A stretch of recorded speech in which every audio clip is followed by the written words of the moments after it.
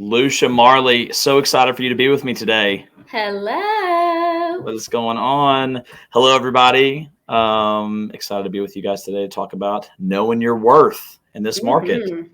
If you have not done anything of a inkling of a job search or seen what's going on in the market, it is slightly hot. Is an understatement. And I wanted to bring Lucia in, but she's one of our best here.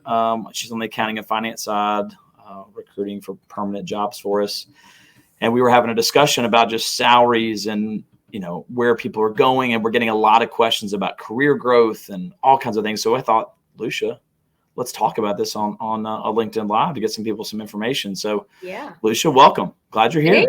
Thank you. Yes, thank you for having me. Tell us a quick background of you, and then let's dive in a little bit.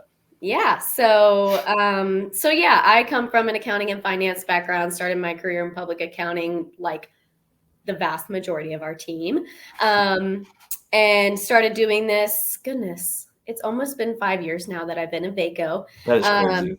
I know. I can't. It's like I can't even believe that. But yeah, so I've been doing this for about 5 years now. And some of these questions are things that we've been getting a lot.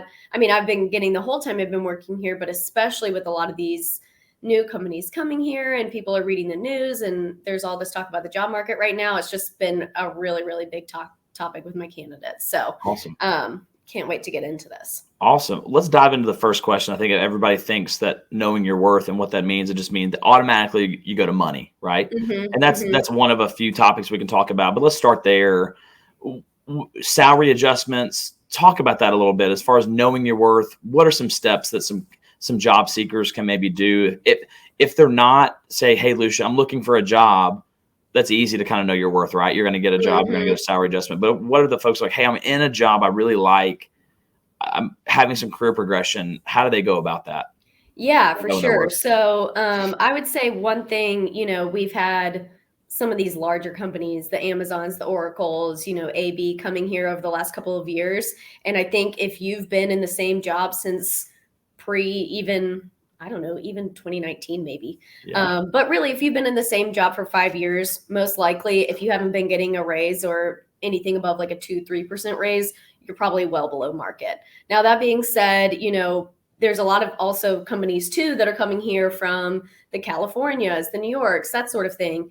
And people coming from those companies are sitting here thinking, oh my gosh, like I'm going to take a big pay cut or whatever. And then it's like, well, actually, you're getting paid well above the Nashville market. So it's kind of like trying to reconcile some of those larger companies coming in here and influencing salaries. And then, like you said, if you've been at the same place for a long time, and one thing I do a lot of the times is really just talk through, hey, what do I need to go to my hiring manager or my, supervisor and say to get a raise? Because here's where I'm at, here's what I'm looking for.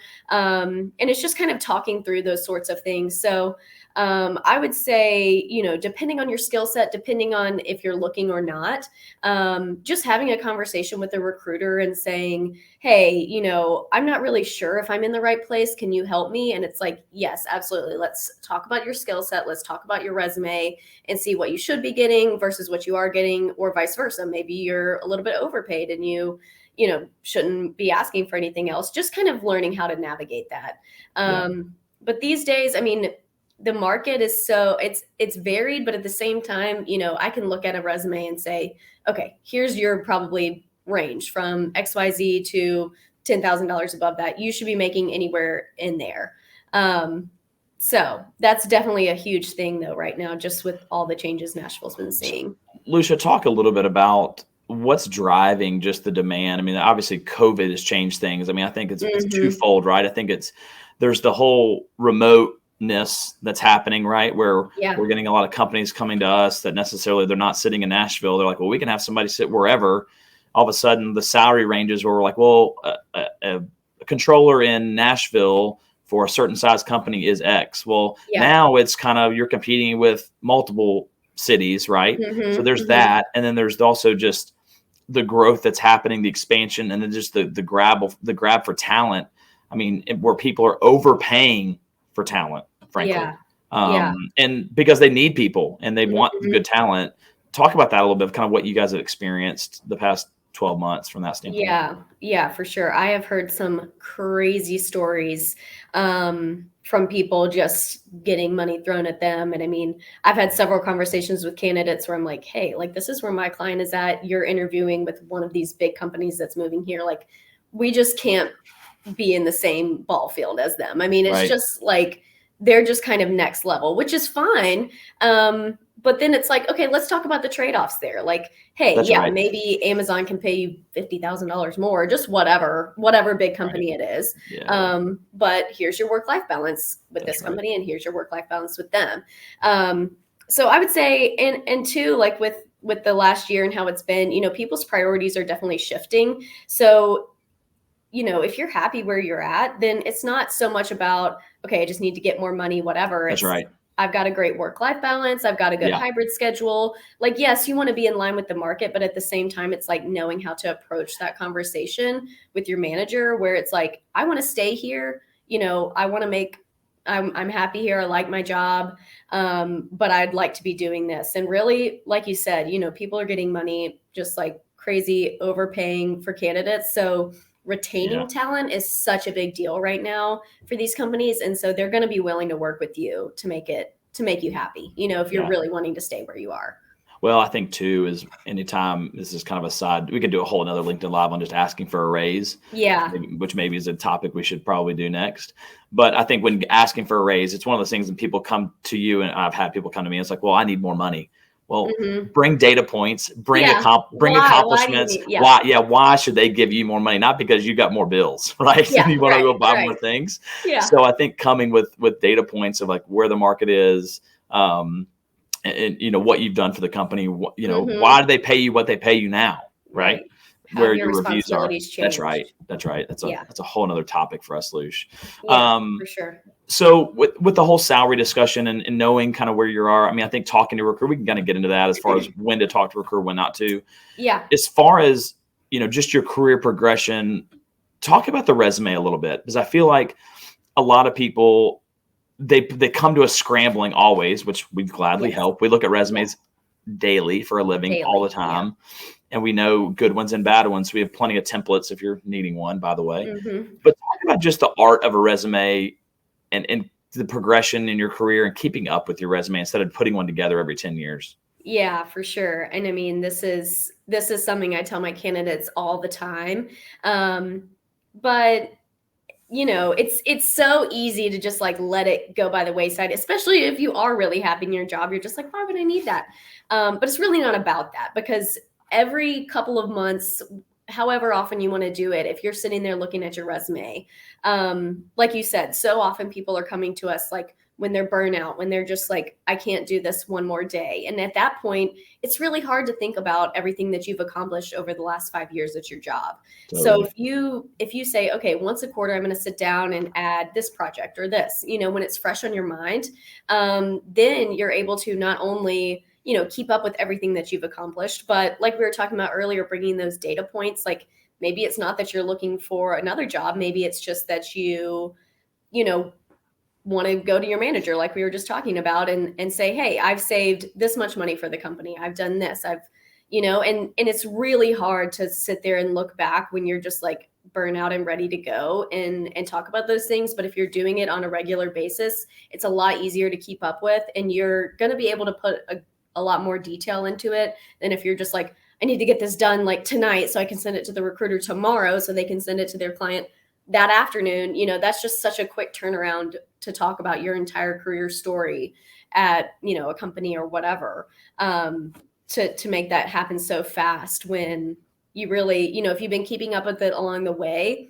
those things will be very well explained. If you're not in a hurry, Well, I always say too, when I'm talking to candidates about resumes, I always, there's 3 categories I like to see is like, how much have you made the company money? How much have you saved the company money, or what achievement have you made at the company? Right. So made, saved, achieved, and that putting dollar amounts, numbers, percentages into a resume, your eye naturally goes to those things. If you take a resume with just words and I say, hey, go find the word because in a resume, you're like, it takes you a while to find it. If I tell you to go find 134% on a resume, you can find it in like 2 seconds, right? Yeah. And so those those things, those achievements, percentages, your eyes are drawn to it. And Yeah, so for sure. employers are going to read those and see those. And that's in the end of the day, that's what they ask you about. So Yeah, no, I think that's awesome. Yeah. What about we talked about this a little bit as far as talking to a recruiter about, knowing your worth from a salary standpoint. Talk about just the relationship with having a recruiter, because I feel like a lot of us, where people have talked to me in the past, like, hey man, I'm not ready to talk to you yet. Or, hey, I may be looking in 6 months. Let's talk then.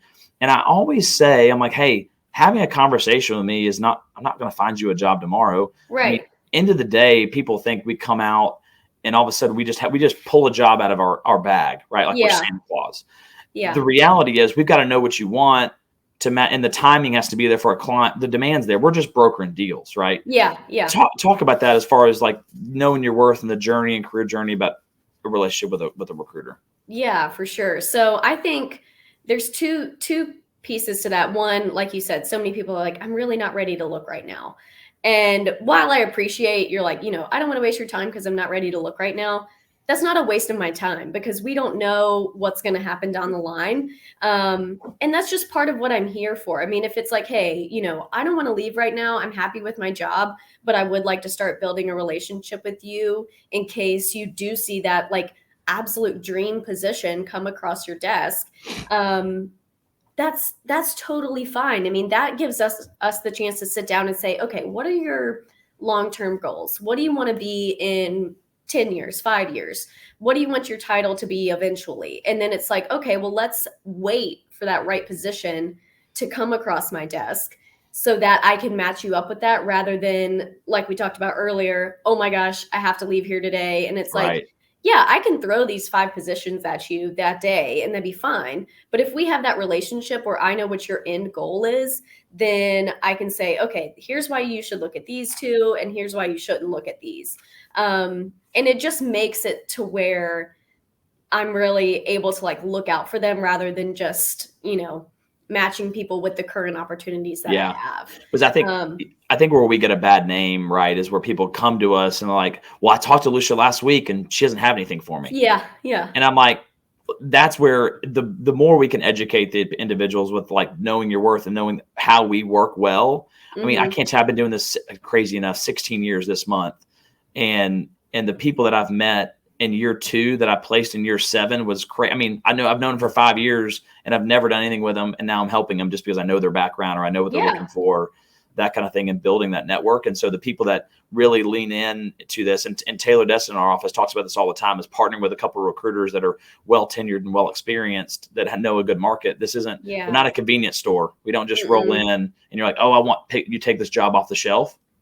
And so I think understanding that in a larger scale, and building that relationship with a strong recruiter longer term is super important. Yeah, for sure. And then the other thing about that too is just, knowing the advice you're getting over time. Like I've had client or candidates that I've been working with for several years, and they can just, shoot me a quick text. Hey, I'm about to go into a conversation. Can you help me with this or whatever? And it's like, I want to be there for them. I want to see them through where they want to go in their career. That's really important to me. That's like what I love about this job.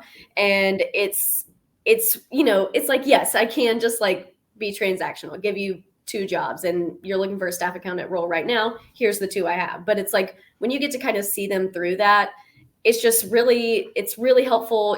I love it. That's the thing that I love about this, but it's also like, the advice you're getting from me is good because we have that relationship. We have that rapport. I can tell you whether you're on track or not.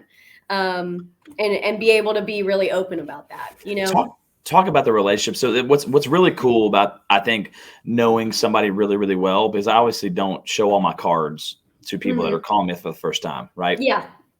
And so for the people that know me really well, and I know this is your deal too, people are amazed at just how much knowledge we have of the market. And I had a couple of clients tell me one time, and they say it periodically, like, I should just pay you a monthly retainer to get intel for how much you know in the market and know what's going on with all the people and who's hiring and who's not. And I'm like, yeah, we kind of take for granted of what we know. And we know all the cultures, we know all the backstories. And typically when we hear news in the market, I would say 75% of the time we already know it. Right. Of what's going on. And so talk about that too, as far as just like utilizing us through a search, even if the job's not through us, how can we be a benefit to that job seeker? Yeah, for sure. I mean, and yes, you hit the nail on the head. Like there's just so much. And sometimes I don't even realize it, like you said. And then someone asks me a question and I start like responding and I'm like, where did this all come from? Like I didn't even know that I knew all this. But between all the conversations we have day to day, just me with my own candidates, but also my team, I'm hearing, okay, you know, this person, one of these recruiters on my team has 3 people from this company. And it's like, we get down to the bottom of it. Oh, maybe they're looking at doing some downsizing, or maybe they're looking at doing a lot of hiring. It's like, we just hear about those things from all the conversations that we have. And it really is so helpful just to get that inside information. Like, here's what you should be looking for. Here's what's kind of coming in the Nashville market. Here's what things might be looking like in about 6 months. And it can really change things for you, because if you're just, hey, here's 3 jobs, you know, whether it's 1 from me and 1 from 2 different recruiters, or 3 from me, or just whatever, that's just part of it. I mean, that's just like what you can get from applying online, is just the job description with maybe a couple other notes. For me to tell you, hey, I've placed 4 people there over the last 3 years. They're all still there. They all still love it. I mean, that's huge. That's just like insane information that, yes, can you look on LinkedIn and find jobs? Yes. But like knowing that people are still there, or, you know, if they left, why did they leave? I mean, that just can really influence your next step. Well, positive or negative, right? And so we can put you in touch with people we've placed. We can put you in touch with people that have left there, and hey, they left there for other opportunities, but they had great things to say. Or the negative side of like, well, hey, I'm taking this opportunity. I mean, how many times does this happen, Luce? I mean, this happens 2 or 3 times a month, where somebody's like, 1, I should have listened to y'all. Y'all warned me, which I'm like, okay, should have, but you didn't. Or 2, we're like, man, do not go to work there. Here's what's going on. Here's what's happening. Like, here, or it could be like, hey, or somebody who's in a more executive role, like, hey, you can go in there and be a real big change agent. Right. Like, you can make a difference. Right. Yeah. And so it's all kind of what your appetite is. And some people are like, they don't want that. And some people will thrive in that. Right. It's like turning all around cultures. So, I mean, you never know until you get in there, as far as like, or until you start talking about it. But if I've got, and I've told several candidates this, but I'm like, if I'm like getting 1 person a week from the same company, all looking to leave, all super burnout, it's like, something's going on. They're probably posting ads and you might have even applied to it, but don't you want to know that before you go there? You know, because it's not like they're not going to tell you that. So. Yeah. Hey, our friend Jordan Wood has asked us a question, Luce. Many job seekers question how long a resume should be, far back for experience. How far should they go? What do you recommend? This is a loaded question. I'll let you tackle it. I can give you some insight. There's not one answer I would say is going to be a fit for it, but we can give you a couple different scenarios. Yeah. I would say, I mean, so many people still have it needs to be 1 page thing. Which, if everything you have, it's really more about keeping relevant information on your page. So if you're having relevant information that goes on to 2 pages, for me, that's totally fine, because the 1 page thing was when everyone printed everything out. Now no one does that. They're going to be looking on their computer. So it's just about scrolling down, but it's like, it's almost like worse than having it on 1 page. Because if you get to a point where you're not interested anymore, even if it's halfway down the page, you're going to stop scrolling. So it's like, that's a lot of times where we come in and say, hey, here's what you need to put front and center, because this is, you know, people just want that to look right at it and know what they're looking at. Rather than, okay, I got to flip to the back to see, you know, what their degree is in, or just whatever. Keep scrolling down to get to, you know, whatever information it is they need. So I still get that, oh, but this is going to go over 1 page. I'm like, you've got great experience. Put it on 2 pages. That's totally fine. Well, I think it goes to experience. I mean, Taylor talks about this a lot too. We go back and forth. We don't fully see eye to eye on the length of a resume, but I will say the younger you are, like if you're right out of college and your resume is 2 pages, like that's probably a problem. Yeah, probably a problem, right? And so probably not relevant. No, nobody cares what you did in high school. We barely care what you did in college. You know, we're looking for work relevancy, and then did you graduate, and what's your GPA? And then even after your first job, like really nobody cares about your GPA, right? So I'll say that. And then, you know, as you get older, as you get more seasoned in your career, I would say kind of once you've hit that 10-year mark, I feel like 10 years is like, okay, you can make a second page, right? Oh yeah. But I will say, like, you're going to have you're going to get the bulk of your experience. The bulk of your experience of the job you're going to get is from your previous job, right? And so that's where you're going to spend majority of your time talking about achievements. But if you've been promoted up 4 or 5 times in a company, like, you don't need to talk about all that experience you did. Like, they're just going to know, like, this guy's promotable. Like, spend more time in your previous job talking about kind of what you've done, how you drive things, results, et cetera, et cetera. But like what you, like for me, Lucia, if I put a resume together today and I come to my time at Ernst & Young 20 years ago, almost, I'm not going to put a lot of detail about that. It's just not relevant. I started there. Here's what I did. But like, I'm not going to get my next job because I was a staff auditor at EY, right? Yeah, probably not, because let's be real, you probably can't do some of those things anymore. So Liz, there's that. If Vaco fires me and they make me go become an auditor again, we've got bigger problems. I think I'm probably more qualified to drive Uber now, even though I am a CPA, than do accounting. So, but no. Well, Lucia, this was awesome. I put your email address there. If anybody's looking to get a hold of you, I think that is the best way to do it. Yeah. And I think we've come up with another topic we can do in the future of kind of how to ask for a raise. But I think we just show the importance of relationships with recruiters matter. Just because you're talking to us doesn't mean you're looking for a job. So we're not going to force you into that. We talk to many people every day that stay in touch with us and just pick our brain. So we got one more question before we'll go from Kim Wainwright. For passive job seekers in the market, would you recommend they start a conversation with Lucia and Vaco? Kim, I would. I think Lucia and Vaco would be a great place to call if you're looking for some passive job seekers in the market. Yeah. Just want to test the market. I think that's a great idea, Kim. Yeah, for sure. And I will say too, and I mean, just on that point, people get scared. They're like, oh, I don't want to look right now. If you've seen the numbers on employment in Nashville, pretty much everyone has a job. So we know not everyone is actively looking all the time. That's right. We know that every single day. So that is really not a problem. Yeah. And you mentioned this too, and I'll say the last thing. I will say this. We love when people change jobs because that's kind of our business. But I will say the grass isn't always greener, right? And you mentioned that. And so chasing the dollar is not always what it's at. But I think keeping your head in the sand, not knowing what you're worth is a problem as well. So yeah, for sure. It's finding that middle ground. Yeah, this is awesome. Thanks for everybody joining us today. Yeah. Chris Rowland, good to see you as well. I need to have you on, Chris.